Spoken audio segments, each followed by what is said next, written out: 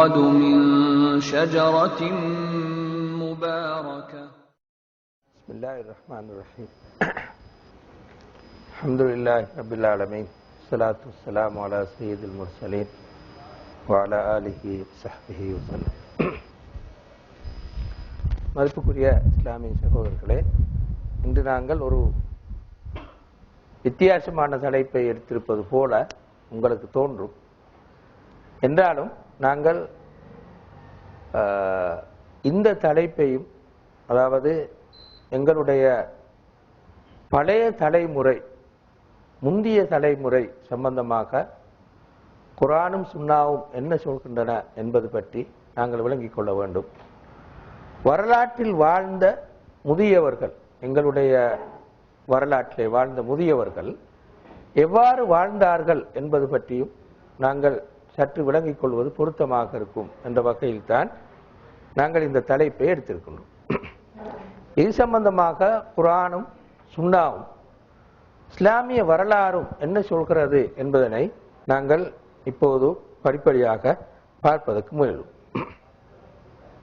முதலாவது, இந்த முதுமை பற்றி குர்ஆனுடைய வசனங்கள் என்ன சொல்கிறதா என்பதனை பார்ப்போம்.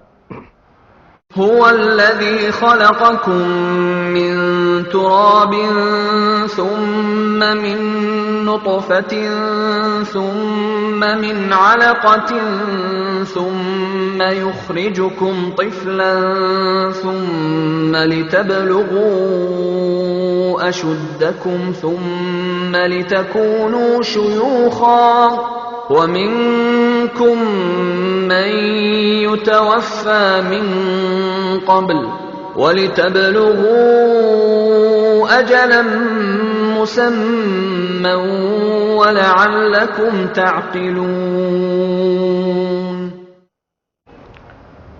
இந்த ஆயத்தின் ஊடாக அல்லாஹு தஆலா மனிதன் மண்ணிலிருந்து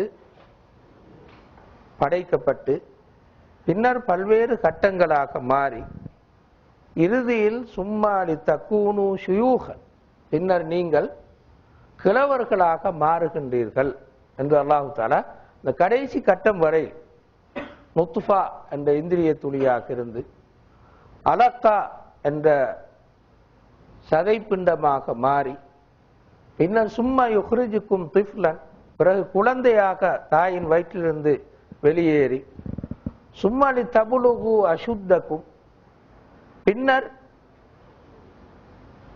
முதிர்ச்சி அடைந்த நிலையை அடைந்து சும்மலி தக்கூனு ஷுயூகன், பின்னர் கிழவர்களாக கூடிய நிலையை நீங்கள் மாறுகின்றீர்கள். ஒமின்கும் மன் யுதவஃபா மின் கபுல், உங்களில் சிலர் அதற்கு முன்பும் மரணித்து விடுகின்றீர்கள். ஒலி தபுலுகு அஜலம் முசம்மா, வேறு சிலர் அல்லாஹ் வரையறுத்த தவணை வரையில் வாழ்கின்றீர்கள் என்று அல்லாஹு தஆலா இவ்வாறு மனித வாழ்வின் பல்வேறு கட்டங்களை சொல்லி வலஅல்லக்கும் தஅகிலூன், இது பற்றி நீங்கள் சிந்தித்து புரிந்து கொள்ள வேண்டும் என்பதற்காக அல்லாஹ் இதனை சொல்கின்றான் என்று அல்லாஹு தஆலா இந்த வசனத்திலே மனிதன் ஆக சின்ன நிலையிலிருந்து இறுதியில் ஒரு கிழவனாக மாறும் வரையில் பல்வேறு கட்டங்களாக மனிதன் மாறி செல்வதனை சொல்லி வலஅல்லக்கும் தஅகிலூன், நீங்கள் இது பற்றி சிந்தித்து மனிதன் இப்படி பல்வேறு கட்டங்களாக மாறி மாறி வருகின்றான் என்பது பற்றி நீங்கள் சிந்திக்க வேண்டும் என்று அல்லாஹு தஆலா இந்த வசனத்திலே சொல்கின்றார். பிறகு அல்லாஹு தஆலா இன்னொரு வசனத்தில் மிகவும் இழிந்த முதுமை நிலை, அதாவது எதுவும் செய்ய முடியாத முதுமை நிலை பற்றி அல்லாஹு தஆலா இப்படி சொல்கின்றார். வல்லாஹு خلقكم ثم يتوفاكم ومنكم من يرد إلى أرذل العمر لكي لا يعلم بعد علم شيئا إن الله عليم قدير. இந்த வசனத்தில் அல்லாஹ் உங்களை படைத்து பின்னர் மரணிக்க செய்கின்றான். உங்களில் சிலர் ஒமின்கும் மன் யுரத்து இலா அறுதலில் உமுர், உங்களில் சிலர் வயதில் ஆக இழிநிலைக்கு போய் சேர்கிறீர்கள். அந்த வேளையில் நீங்கள் லிகைலா யஅலம பாத இல்மின் ஷைஅ, அறிவு பெற்றிருந்ததன் பிறகு எந்த விதமான அறிவு நிலையும் இல்லாத நிலைக்கு மாறி போகின்றீர்கள். ஒரு சின்ன பிள்ளை போன்று மாறி போகின்றீர்கள். இன்னல்லாஹ அலீமுன் கதீர், அல்லாஹு தஆலா மிகவும் அறிந்தவனாகவும் சக்தி படைத்தவனாகவும் இருக்கிறான் என்று இலா அறுதலில் உமுர், அதாவது மிகவும் இழிந்த வயோதிபமுற்ற நிலை என்று அல்லாஹு தஆலா இந்த வசனத்திலே எந்த அறிவும் ஏற்கனவே அறிவு பெற்றிருந்த மனிதனும் கூட அந்த அறிவு இல்லாமல் போய் ஒரு சிறு பிள்ளை போன்று வாழுகின்ற மிக இழிந்த வயது போன நிலைக்கு மனிதன் மாறி போகின்றான் என்பதனை நீங்கள் அவதானியுங்கள் என்று அல்லாஹு தஆலா இந்த வசனத்திலே சொல்கின்றார். ஸல்லல்லாஹு அலைஹி வஸல்லம் அவர்கள் இத்தகையதொரு மோசமான இழிநிலை கொண்ட அந்த வயோதிப நிலையை அடைவதை விட்டு பாதுகாப்பு தேடினார். பிறரில் தங்கி வாழ வேண்டி வருகின்ற, தன்னுடைய வேலையை தானே செய்து கொள்ள முடியாத நிலைக்கு மாறி போகின்ற, அறிவு நிலை மிகவும் தாழ்ந்து போகின்ற, எல்லா நிலைகளுக்கும் கூட ஒன்றுக்கு ரெண்டுக்கு போவதாக இருந்தாலும் கூட அடுத்த இன்னொருவருடைய உதவி தேவைப்படுகின்ற இப்படியான அறுதலில் உமுர் என்று ஸல்லல்லாஹு அலைஹி வஸல்லம் அவர்கள் அழைத்த அல்லது குர்ஆன் ஏற்கனவே சொன்ன மிகவும் மோசமாக கிளப்பருவம் போவதனை விட்டு ஸல்லல்லாஹு அலைஹி வஸல்லம் அவர்கள் பாதுகாப்பு தேடினார்கள். அல்லாஹும்ம இன்னி அஊது பிக மினல் ஜுபுன், யா அல்லாஹ் உன்னிடம் நான் கோழைத்தனத்தை விட்டு பாதுகாப்பு தேடுகின்றேன். வஅஊது பிக மினல் புகுல், யா அல்லாஹ் உன்னிடத்தில் நான் கருமித்தனத்தை விட்டு கஞ்சத்தனத்தை விட்டு பாதுகாப்பு தேடுகின்றேன். வஅஊது பிக மின் அன் உரத்த இலா அறுதலில் உமுர், மிகவும் இழிநிலை கொண்ட வயது நிலைக்கு நான் செல்வதை விட்டு மிகவும் வயோதிப நிலைக்கு நான் செல்வதனை விட்டு உன்னிடம் பாதுகாப்பு தேடுகின்றேன். வஅஊது பிக மின் ஃபித்னத்தி துனியா வ அஸாபில் கப்ர், உலகத்தின் கவர்ச்சிகளை விட்டும் கபரின் வேதனையை விட்டும் உன்னிடத்திலே நான் பாதுகாப்பு தேடுகின்றேன் என்று ஸல்லல்லாஹு அலைஹி வஸல்லம் அவர்கள் பாதுகாப்பு தேடிய பல விஷயங்களில் ஒன்றாக மிகவுமே முதுமை அடைந்த நிலை, அடுத்தவர்கள் தங்கி இருக்கின்ற அளவுக்கு முதுமை அடைந்த நிலையை விட்டு பாதுகாப்பு தேடினார்கள். அதற்கு முன்னால் நான் மரணித்து விட வேண்டும் என்று ஸல்லல்லாஹு அலைஹி வஸல்லம் அவர்கள் எதிர்பார்த்தார்கள் என்று இந்த ஹதீஸ் எங்களுக்கு காட்டுகின்றது. அதாவது எங்களுக்கு தெரியும், அடுத்தவர்கள் தங்கி வாழ்வது எல்லா விஷயங்களிலும், ஒரு சின்ன பிள்ளையா இருந்தால் அது வேறு விஷயம், ஆனால் வயோதிபம் அடைந்து எல்லா விஷயத்திலும் அடுத்தவர்களையே தங்கி வாழ்வது, மிகுந்த இழிநிலைக்கு மாறி போவது, காது கேளாது, கண் கேட்க மாட்டாது, சத்தமாக பேச முடியாமல் போகும், சாப்பிட முடியாமல் போகும், ஒன்றுக்கு ரெண்டுக்கு போவதாக இருந்தாலும் யாராலும் பிடிச்சி கொண்டு போக வேண்டி வரும், நின்று தொழ முடியாது, கட்டிலில் உட்கார்ந்து அல்லது சேரில் உட்கார்ந்து தான் தொட வேண்டி வரும். இப்படி ஆக இழிநிலைப்பட்ட அந்த வயோதிப நிலைக்கு போவதை விட்டு ஸல்லல்லாஹு அலைஹி வஸல்லம் அவர்கள் இந்த ஹதீஸ்லே பாதுகாப்பு தேடி இருக்கிறார். இப்படி வாழுவது அவ்வளவு தூரம் பொருத்தமானது அல்ல என்று ஸல்லல்லாஹு அலைஹி வஸல்லம் அவர்கள் இங்கே கருதி இருக்கிறார் என்று இந்த ஹதீஸ் எங்களுக்கு காட்டுகின்றது. இது உண்மையிலேயே ஒரு அல்லாஹ்வுடைய ஒரு சோதனையாக இருக்கிறது என்ற உண்மையைத்தான் ஸல்லல்லாஹு அலைஹி வஸல்லம் அவர்கள் இங்கே சொல்கிறார்கள்.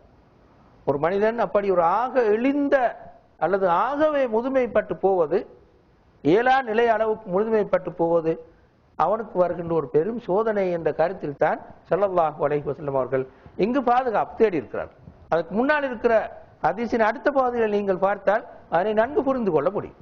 இங்கு ஸல்லல்லாஹு அலைஹி வஸல்லம் அவர்கள் கோழைத்தனத்தை விட்டு பாதுகாப்பு தேடினார்கள், கஞ்சத்தனத்தை விட்டு பாதுகாப்பு தேடினார்கள், ஃபித்னத்து துனியா உலகின் கவர்ச்சிகளை விட்டு பாதுகாப்பு தேடினார்கள், கபருடைய வேதனையை விட்டு பாதுகாப்பு தேடினார். அதனோடு சேர்த்துத்தான் ஆக மோசமான இழிநிலைக்கு போய் சேர்கின்ற வயது மூத்த ஒரு நிலைக்கு போவதை விட்டும் ஸல்லல்லாஹு அலைஹி வஸல்லம் அவர்கள் பாதுகாப்பு தேடினார்கள். எனவே அது சோதனை, அது ஒரு வகையான தண்டனை என்ற வகையில் தான் ஸல்லல்லாஹு அலைஹி வஸல்லம் அவர்கள் இங்கே பாதுகாப்பு தேடி இருக்கிறார்கள் என்று நாங்கள் புரிந்து கொள்கின்றோம்.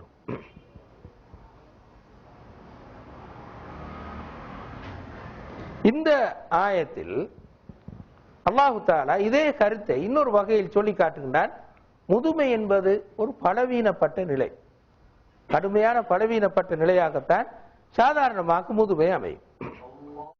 அல்லாஹு அல்லதி خلقكم من ضعف ثم جعل من بعد ضعف قوة ثم جعل من بعد قوة ضعفا وشيبة يخلق ما يشاء وهو العليم القدير. அல்லாஹ் தஆலா இந்த வசனத்திலே உங்களை நாம் பலவீனத்திலிருந்து படைத்தோம். சிறு வயதாக இருக்கும் போது மிகுந்த பலவீனப்பட்டவனாக மனிதன் இருப்பான். பிறகு அந்த பலவீனப்பட்ட நிலையிலிருந்து நாங்கள் ஒரு பலத்தை உங்களுக்கு, சக்தியை உங்களுக்கு தந்தோம். இளமை பருவத்தை அடைந்து பலம் படைத்தவனாக மனிதன் வாழ்கின்றான். பிறகு அவ்வாறு பலமாக இருந்ததன் பிறகு பலவீன நிலைக்கு, முதுமை அடைந்த நிலைக்கு நீங்கள் மாறி போகின்றீர்கள். இப்படி அல்லாஹ் தான் விரும்பியவாறெல்லாம் படைக்கின்றான். அவன் மிகுந்த அறிவுள்ளவனாகவும் மிகுந்த சக்தி படைத்தவனாகவும் இருக்கின்றான் என்று அல்லாஹு தஆலா இந்த வசனத்திலே, இந்த முதுமை என்பது ஒரு கடுமையான பலவீனமான ஒரு நிலை என்று அல்லாஹு தஆலா இந்த வசனத்திலே சொல்கின்றான். எனவே இந்த பின்னணியில் தான், ஏற்கனவே நாங்கள் பார்த்த இந்த வசனங்களின் பின்னணியில் தான் ரசூலுல்லாஹி ஸல்லல்லாஹு அலைஹி வஸல்லம் சொன்ன அந்த ஹதீஸ், ஏற்கனவே பார்த்த இந்த குர்ஆன் வசனங்கள், இவற்றின் அடிப்படையில் தான் முதுமையை பராமரிப்பும் வகையிலான சட்டங்களை குர்ஆனும் சுன்னாவும் சொல்லி இருக்கின்றன. இத்தகைய ஒரு பலவீன நிலையை அடைந்த முதுமையை பராமரிக்கக்கூடிய கட்டளைகள், போதனைகளை குர்ஆனும் சுன்னாவும் சொல்லி இருப்பதனை நாங்கள் அவதானிக்கலாம். உதாரணமாக இந்த ஆயத்து அதில் மிகவும் முக்கியமான ஒரு வசனம் என்று நாங்கள் சொல்லலாம்.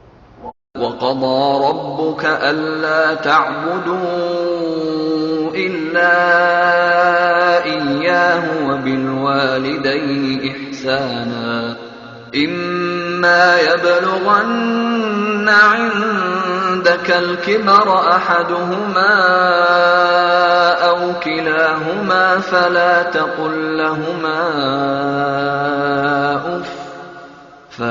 تقل لهما أف ولا تنهرهما وقل لهما قولا كريما واخفض لهما جناح الذل من الرحمة وقل رب ارحمهما كما ربياني صغيرا. இந்த வசனத்தில் அல்லாஹ் தஆலா முதலாவதாக இந்த முதுமையை பராமரிக்கும் பொறுப்பு அந்த பிள்ளைகளுக்குரியதாக மாறுகிறது.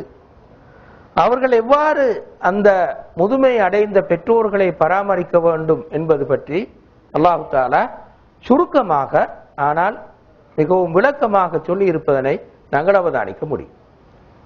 وَقَضَى رَبُّكَ أَلَّا تَعْبُدُوا إِلَّا إِيَّاهُ وَبِالْوَالِدَيْنِ إِحْسَانًا. உம்முடைய இரட்சகன் விதித்திருக்கிறான், கதா விதித்திருக்கிறான், அல்லா தஅபுது இல்லா இய்யாஹ், அவனை தவிர வேறு யாரையும் நீங்கள் வணங்கக்கூடாது என்று விதித்திருக்கிறான். ஒபில் வாலிதைனி இஹ்சானா, பெற்றோர்களோடு மிகச் சிறந்த முறையில் நடந்து கொள்ள வேண்டும் என்றும் விதித்திருக்கிறான். எனவே இந்த இரண்டையும் ஒன்றுக்கு சேர்த்து அல்லாஹ்வுக்கு மட்டுமே வணக்கம் செலுத்துவது, பெற்றோர்களை மிகவும் கவனமாக அழகாக பராமரிப்பது, இரண்டையும் ஒன்றாக இணைத்து அல்லாஹ் தஆலா இந்த இரண்டையும் அல்லாஹ் விதியாக ஆக்கியிருக்கிறான் என்று இந்த வசனத்தின் ஊடாக சொல்கின்றார். பிறகு அல்லாஹ் தஆலா மூன்று கட்டளைகளையும் இரண்டு விளக்கல்களையும் இந்த வசனத்தினூடாக எங்களுக்கு சொல்கின்றார்.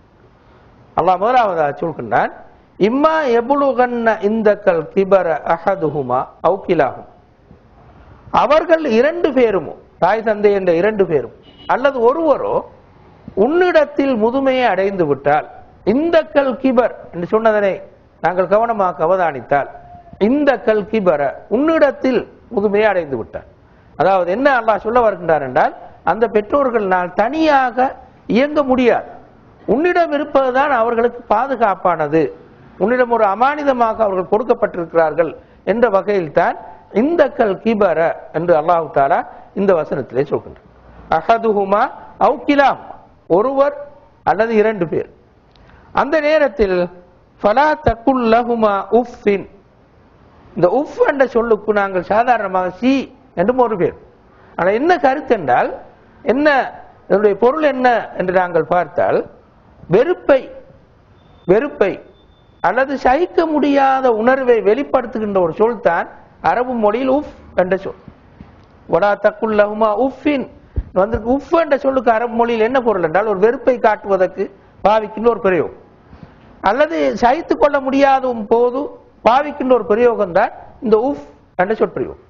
எனவே அல்லாஹ்வுடாக என்ன சொல்ல வருகின்றார் என்றால், பெற்றோர்களை உன்னால் சகித்துக் கொள்ள முடியாமல் போய் அல்லது வெறுப்பு உணர்வு வந்து, பெற்றோர்களோட வெறுப்பு உணர்வு வந்து நீ அப்படி கூட சொல்லிவிடக்கூடாது. ஒரு தலைவலியாகி போய்விட்டார்களே அல்லது அப்படியான பிரயோகங்களை கூட நீ பாவித்து விடக்கூடாது என்று அல்லாஹ் தஆலா இங்கே சொல்கிறார். திரும்ப ஒலா தன்ஹர்ஹுமா, அவர்களை விரட்டுகின்ற வார்த்தைகளை, விரட்டக்கூடிய வார்த்தைகளை நீங்கள் பாவிக்க வேண்டாம் என்று அல்லாஹ் தஆலா இங்கே சொல்கிறார். இது இரண்டு விளக்கல்கள். இப்படி நீங்கள் தாய் தந்தையரோடு நடந்து கொள்ளக்கூடாது, முதுமையடைந்த தாய் தந்தையர்களோடு இப்படி நடந்து கொள்ளக்கூடாது என்கின்ற பிரயோகம் தான் இந்த இரண்டு கட்டளை. மதிப்புக்குரிய சகோதரர்களே, முதுமை அடைந்த பெற்றோர்கள் கொஞ்சம் கூடுதல் சென்சிட்டிவாக இருப்பார்கள். ஏனென்றால் அவர்கள் எப்போதும் தங்களுடைய பிள்ளைகளை ஏற்கனவே வளர்த்து விட்டவர்கள். பிள்ளை அந்த தந்தையில் தங்கியிருந்து அல்ல அந்த தாயில் தங்கியிருந்து வாழ்ந்திருப்பார். எனவே நீண்ட காலம் தந்தை சொல்வதனை அல்லது தாய் சொல்வதனை ஏற்றுக்கொண்டு வாழ்ந்திருப்பார். எத்தனையோ எடுத்து இந்த தாயினாலும் அந்த தந்தையினாலும் தான் அந்த பிள்ளையே வளர்ந்திருப்பான். அவன் அவ்வளவு உயர்ந்த நிலை அடைவதற்கு அந்த தாயும் தந்தையும் தான் காரணம், வேற எந்த காரணமும் பெரும்பாலும் இருக்காது. இந்த நிலையில் பெற்றோர் முதுமை அடைகின்ற போது பெற்றோருக்கு இயல்பாக வருகின்ற ஒரு எண்ணம் என்னவென்றால், நான் இப்போது என்னுடைய பிள்ளையில் தங்கி இருக்கிறேனே, என்னுடைய மகளில் தங்கி இருக்கிறேனே என்ற உணர்வு இவரிடத்திலே இருக்கு. அவர் நான் பிள்ளை வாப்பா இந்த மகனிடத்தில் காசு கேட்பதுவோ அல்லது மகனே என்னை கொண்டு வைத்து வெளியில விடுன்னு சொல்வதுவோ அல்லது மகனே இதை செஞ்சுதான் சொல்லுவோ அவருக்கு நிச்சயம் மனதுக்கு கஷ்டமாக இருக்கிற ஒரு நிலைதான் நிச்சயமாக இருக்கு. பிள்ளைகளும் பெரும்பாலும் திருமணம் முடித்திருந்தால் அப்போது அந்த பிள்ளைகளும் பெற்றோரை கவனிப்பதை விட தன்னுடைய மனைவி தன்னுடைய பிள்ளைகளில் தான் கூடுதலாக கவனமாக இருப்பார். இந்த நிலையில் தான் எப்போதும் பெற்றோர்கள் ஒரு சென்சிட்டிவான நிலையில், உணர்ச்சி பூர்வமான நிலையில் தான் கூடுதலாக இருப்பார். இந்த நேரத்தில் தன்னுடைய மகன் அல்லது மகளிடத்திலிருந்து வருகின்ற ஒரு சின்ன சொற்பிரயோகமும் ஒரு சாதாரண சொற்பிரயோகமும் தந்தையோ தாயோ கடுமையாக பாதி. இந்த பின்னணியில் தான் அல்லாஹு தஆலா நீங்கள் வெறுப்புணர்வு கொண்டு அல்லது அழிக்க முடியாத ஒரு உணர்வு ஒன்று வந்து அதனால் ஒரு சின்ன வார்த்தையை தானும் பாவித்து விடாதீர்கள் என்று அல்லாஹ் இங்கே சொல்கிறார். அதற்கு அப்பால் போய் அவர்களை உங்களுடைய வீட்டை விட்டு அல்லது இடத்தை விட்டு அல்லது சொல்லினால், வெளியே விரட்டாவிட்டாலும் சொல்லினால் நீங்கள் விரட்டக்கூடிய பிரயோகங்கள் எதனையும் பாவிக்க வேண்டாம் என்று சொல்லிவிட்டு அல்லாஹ் தஆலா 3 கட்டளைகளை அடுத்ததாக சொல்கின்றார். முதலாவது கட்டளை என்னவென்றால், வகுல்லஹுமா கவுலன் கரீமன், அழகான வார்த்தையை, கண்ணியமான வார்த்தையை அவர்களுக்கு நீங்கள் பாவி. கரீம் என்ற சொல்லுக்கு அரபு மொழியில் 2 கருத்து. ஒன்று நல்ல அழகான,